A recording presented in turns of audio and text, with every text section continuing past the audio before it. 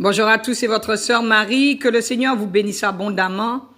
Au nom de Jésus-Christ de Nazareth. Amen.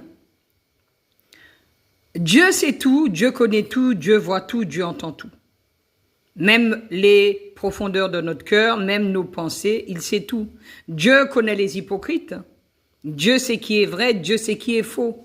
Et Dieu a même la capacité de connaître les pensées des gens. Nous allons voir encore dans ce passage l'importance d'honorer Dieu. Pourquoi le Seigneur veut qu'on l'honore? Amen. Nous allons voir dans ce passage également que les pharisiens, comme à leur habitude, ce sont des hypocrites. Ils ont voulu piéger Jésus. Mais comme Jésus connaît leurs pensées, Jésus ne pouvait pas tomber dans leur piège. Amen. Prenons notre Bible dans le livre de Matthieu, chapitre 22. À partir du verset 15, il est écrit « Alors les pharisiens allèrent se consulter sur les moyens de surprendre Jésus par ses propres paroles. Ils envoyèrent auprès de lui leurs disciples avec les Hérodiens, qui dirent « Maître, nous savons que tu es vrai et que tu enseignes la voie de Dieu selon la vérité, sans t'inquiéter de personne, car tu ne regardes pas à l'apparence des hommes. Dis-nous donc ce qu'il t'en semble.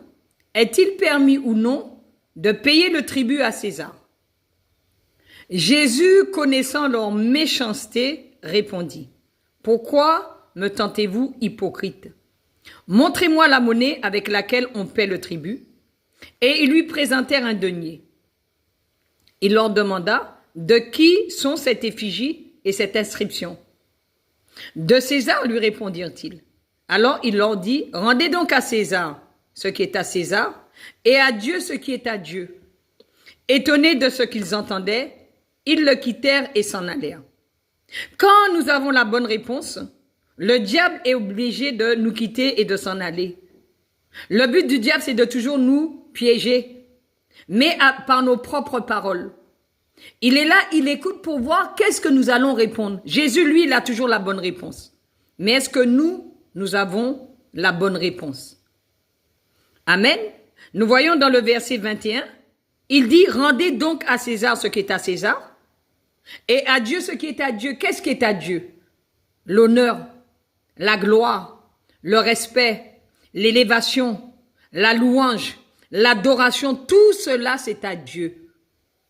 Amen. Voilà ce que Dieu attend de son peuple, voilà ce que Dieu attend de ses enfants. Que nous puissions l'honorer en toute sincérité, sans hypocrisie. Que Dieu vous bénisse.